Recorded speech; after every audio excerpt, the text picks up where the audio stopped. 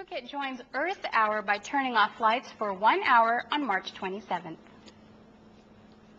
Switch off your lights for Earth is the concept to encourage residents to turn off their lights for 1 hour in order to alleviate global warming and to reduce energy consumption. Due to political protests, Bangkok will not join the Global Earth Hour on March 27th, but 8 major regional provinces, including Phuket, will take part. It is reported that 2,510 cities in 120 countries will join in the campaign, starting from Australia and followed by others in later time zones.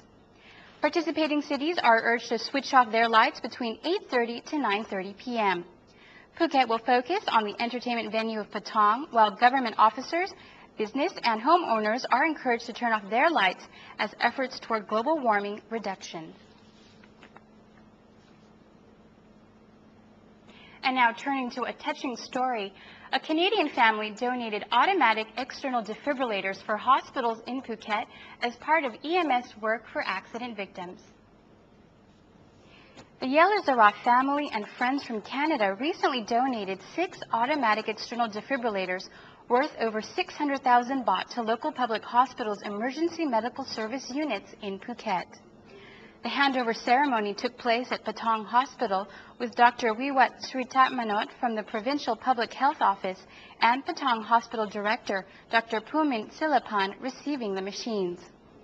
The equipment is distributed to the government Wachira Hospital, Talang and Patong hospitals, plus the Kusaldom and Ruamjai Kupai Charity Foundations for the emergency medical services and rescue.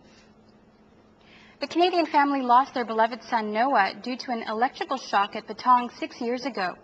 He was sent to Patong Hospital, which reportedly had followed standard procedure to revive Noah's life, but it was too late. The family then got together with friends to raise funds and purchase the equipment and donated it to local EMS service units. They said they hoped that the machine would help save hundreds or thousands of lives for people who have accidents just like what happened to their beloved son. The donors also arranged their teams of firefighters to train local staff on the usage of the equipment during March 19th through the 24th.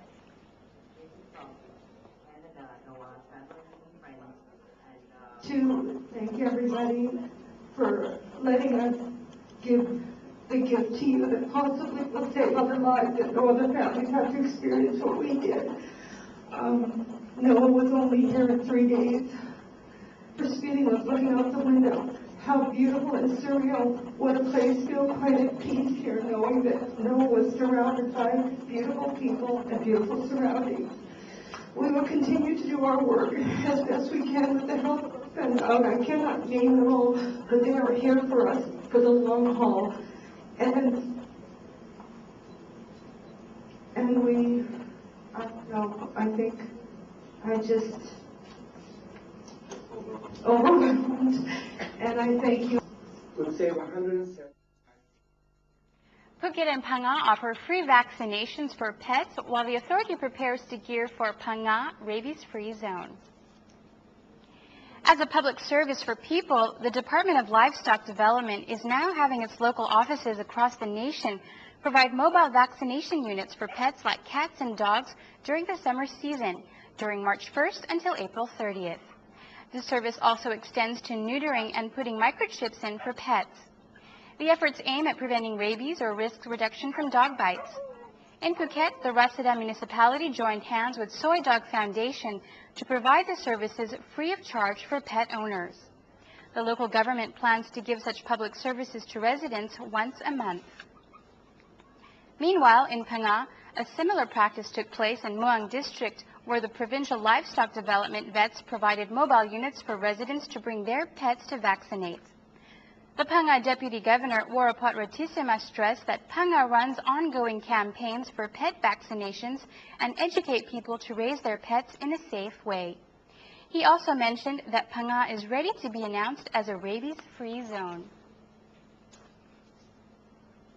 And now to end with a heartwarming subject, the Accor group of hotels organized the Race to Survive in Phuket to raise funds for its Yim Kids Foundation projects in Thailand. 23 teams from across the globe, comprising around 200 Accor employees and friends, took part in their Race to Survive in Phuket during March 22nd through the 25th.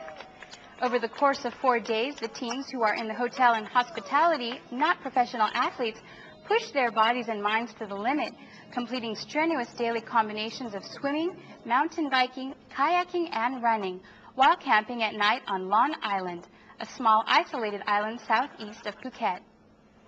Accor's Race to Survive is an established dynamic fundraising event to raise funds through sponsorship of teams. Each team is required to raise a minimum of $7,000 as their entry fee and donate their time and energy to participate in the fundraising event. In 2008, Accor established an umbrella foundation, the Accor Foundation, to support local sustainable and employee-based solidarity projects, such as the Yim Kids Foundation, throughout the world. Paul Stevens, the Accor Director of Operations, stressed to us that this is the first race put together in Asia. They have raised $200,000 so far, and that will go towards 4 projects the company has been working on in Thailand, which involve children and sea gypsies.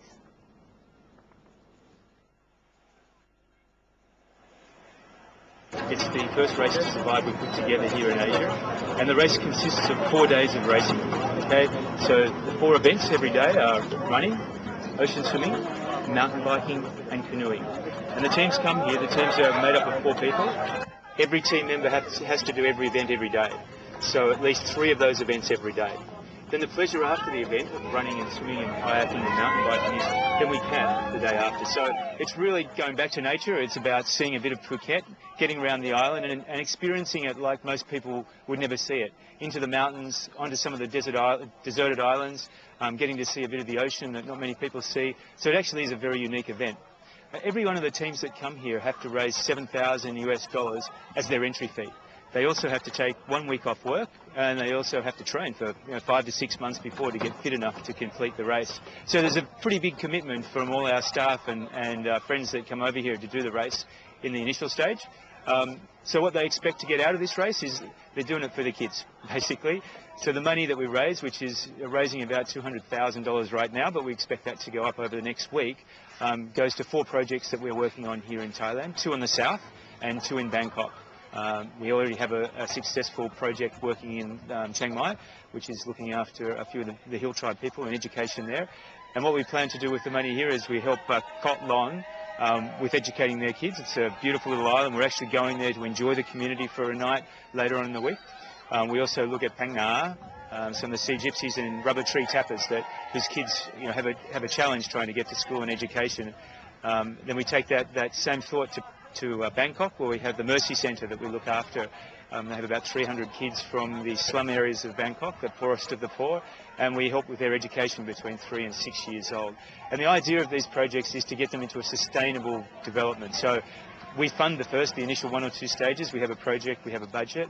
After that, then we expect it to become sustainable. For instance, in Koh Larn, they'll become sustainable because we're helping their fishing fleet. They can catch more fish, they can make more money, then they can afford the transport from the island, send the kids to school, and hopefully break that cycle of poverty and challenge that a lot of these kids have had in generations gone past. So that's what the event is, getting 100 people together, 23 teams, 18 assistants and helpers, the police, the governor department, the TAT department, everyone in Phuket getting behind us, giving us some support, raising some funds, getting people to see Phuket and Thailand in its best side, and looking after the kids of Thailand into the future. Asked why Accor picked Phuket to be the host venue for the event, Mr. Stevens stated that the most famous resort island is attractive to participants and also due to the island's perfect infrastructure. And Phuket while it was a natural choice, it was also a very good choice. Positive choice because most of the racers really want to come to Phuket. It's a very attractive destination for them to come and have a little bit of a holiday, get outside and enjoy it. Plus the infrastructure is fantastic here. Okay, everything from the international airport to buses to trucks. So it's a fairly easy, simple pick for us, and it's turning out to be a fantastic destination.